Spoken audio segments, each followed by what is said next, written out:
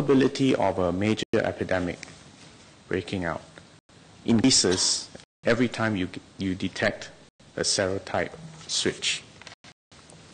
This occurred in 2005 when Singapore had the worst incidence of a dengue epidemic. At that point in time, in 2005, the predominant serotype changed from dengue type 2 to dengue type 1. 2 years later, in 2007, we saw a smaller scale dengue outbreak when the predominant serotype switched from dengue type 1 back to dengue type 2.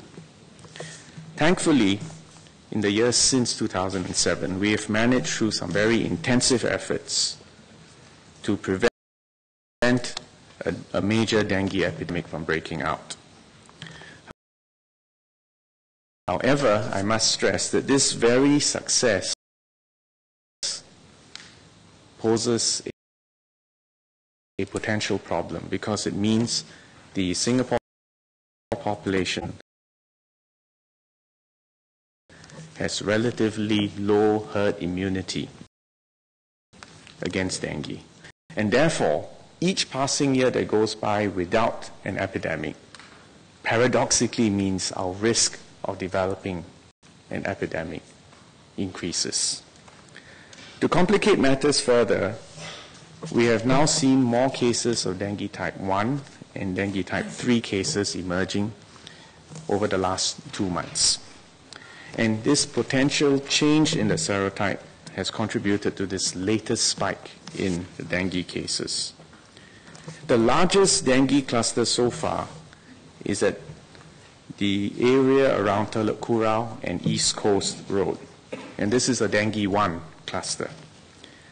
70% of the breeding sites in this cluster were actually in residential homes.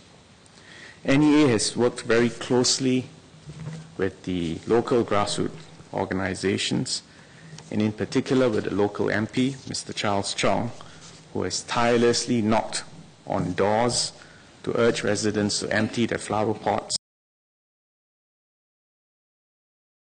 their pails, their containers, in order to protect themselves and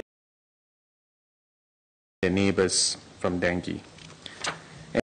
NEA has sent advisories to all residents. We've put up posters and banners in the public areas. We've also sent SMS alerts to the residents and the visitors in that area. Breeding sites can also be found in other outdoor spaces, like construction sites. We have alerted the LTA, HDB, PUB, and parks, town councils, as well as the local contractors to step up their inspections of areas under their respective charge. And NEA has helped to coordinate these efforts through an interagency task force. We've been paying particular attention to construction sites, and there have been a few cases of irresponsible contractors failing to take adequate measures, and we have subjected these contractors to composition fines, and the fine starts at $2,000 for first offense and escalates thereafter. In fact, repeat offenders can face a maximum court fine of $50,000 and or a jail sentence, not exceeding 6 months.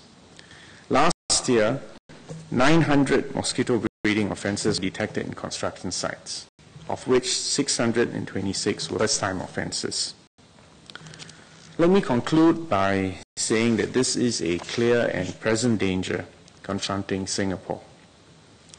Remember that mosquitoes actually don't fly very far, on average 150, 200 meters.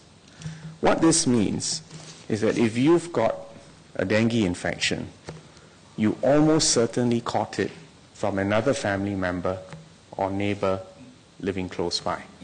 The mosquito is simply a go-between. What this means then is that it requires individual and collective responsibility to eliminate mosquito breeding in your own home and in your own neighborhood in order to protect yourself, your family members, and your neighbors. Mr. Lee Jin Jong.